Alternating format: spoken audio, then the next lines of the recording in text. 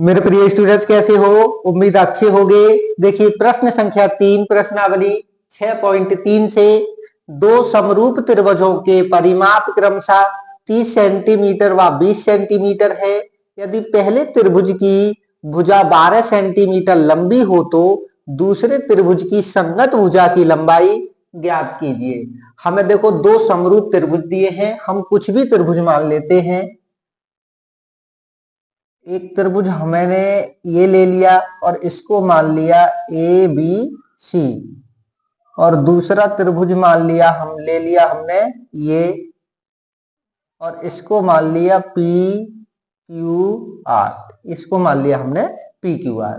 अब इसमें देखो पहले त्रिभुज यानी हमने ए बी सी माना तो उसकी परिमाप 30 सेंटीमीटर हो गया, दूसरा 20 सेंटी हमने पी क्यू आर माना तो इसका 20 सेंटीमीटर हो गया।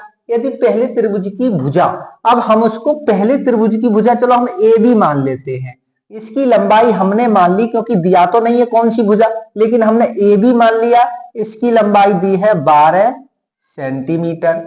अब दूसरे त्रिभुज की संगत भुजा, ए बी की संगत भुजा कौन सी होगी? हमारी पी क्यू होगी। इसकी हमें लंबाई ज्ञात करनी है, तो देखो हल करेंगे सबसे पहले। अब इसमें दिया क्या है? हमने माना दो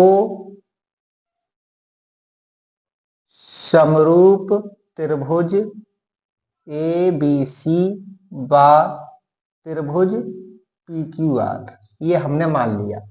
अब ये मान लिया, अब इसमें देखो संगत भुजा कौन सी हमने माना क्या था कि ए बी बराबर हमने मान लिया 12 सेंटीमीटर, ये हमने माना था क्योंकि ये दिया नहीं था कि ए बी का ही मान 12 होगा, ये हमने मान लिया। अब इसमें हम समरूपता की कसौटी लगा देते हैं और इसे हल करते हैं। समरूपता की कसौटी, देखो क्या होगी हमारी ए बी बटे में पी क्यू। अब इसमें थोड़ा सा और ध्यान देना, हम पी क्यू बटे ए बी भी लिख सकते हैं। क्यों? क्योंकि हमें ए बी का मान दिया है, पी क्यू का नहीं दिया है, तो हम पी क्यू को ऊपर भी लिख सकते हैं, कोई दिक्कत नहीं। तो पी क्यू बटे में ए बी बराबर क्यू आर बटे में बी सी बराबर पी आर बटे में ए सी। क्योंकि समरूपता की कसौटी में कोई सी भी संगत भुजा बराबर होगी। अब ये भुजा और ये भुजा बराबर होगी, चाहे हम अनुपात में ऊपर नीचे कर ले, कोई दिक्कत नहीं। अब ये हो गई हमारी ये। अब लेकिन इसमें इसका मान दिया है, इसका नहीं दिया है, तो हम मान लेते हैं त्रिभुज पी क्यू आर में भुजा की माप या लंबाई हम मान लेते हैं कि उसकी होगी x के बराबर।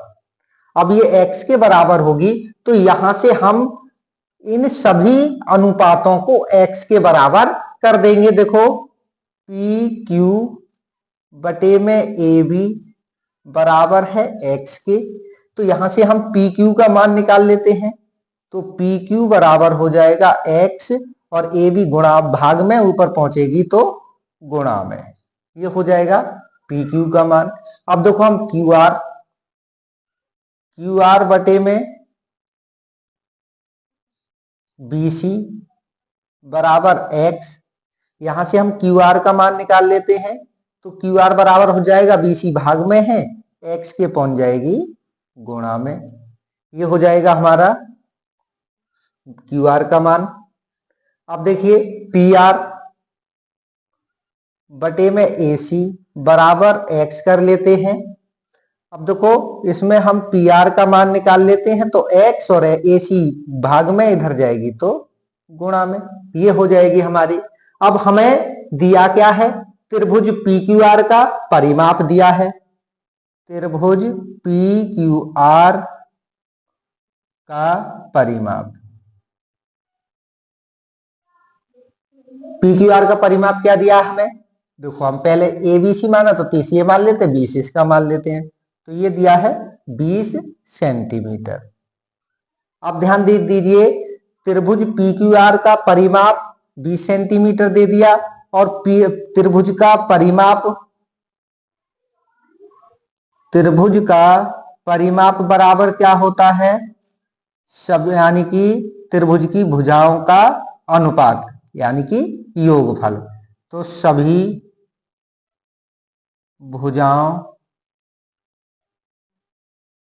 का योग। अब हमने त्रिभुज लिया कौन सा है, पी क्यू आर। तो पी क्यू आर का परिमाप कितना दिया है, 20 सेंटीमीटर बराबर भुजाओं का योग क्या हो जाएगा। तो देखो हमारे पास पी क्यू दिया है और पी क्यू किसके, एक्स ए बी ये दिया है, प्लस क्यू आर होगा हमारा। तो क्यू आर बराबर दिया है एक्स बी सी प्लस हमारा पी आर होगा, पी आर किसके बराबर दिया है, एक्स ए सी के बराबर दिया है। अब देखिए 20 बराबर, यहाँ x हम कॉमन ले लेते हैं तो यहाँ बचेगा A B plus B C plus A C, ये बचा। अब देखो त्रिभुज का परिमाप बराबर क्या होता है, भुजाओं का योगफल। अब ये कौन सी त्रिभुज की भुजाओं का योगफल हो गया, एबीसी का। अब एबीसी की भुजाओं का योगफल किसके बराबर होता है, परिमाप के बराबर। तो यहां हम लिख सकते हैं 20 बराबर x और A B plus B C plus A C की जगह लिख सकते हैं हम एबीसी त्रिभुज का परिमाप 30। अब देखो 30 यहाँ गुणा में इधर ले आएंगे तो भाग में आ जाएगा, बचा x। तो x बराबर आ गया हमारा 0 से 0 कैंसिल, 2/3 ये आ गया हमारे x का मान। अब हमें त्रिभुज की कौन सी संगत का मान दिया था, ए बी बटे में यानी कि पी क्यू बटे ए बी का।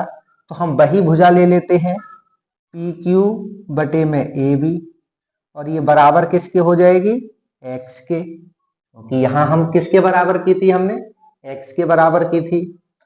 तो देखो पी क्यू का मान हमारे पास है नहीं, बटे ए बी का मान दिया है 12 बराबर x का मान दिया है 2/3। अब यहां देखिए इनको हम तिरछी गुणा करते हैं तो 3 की पी क्यू में करेंगे तो 3 पी क्यू बराबर 12 दूनी 24।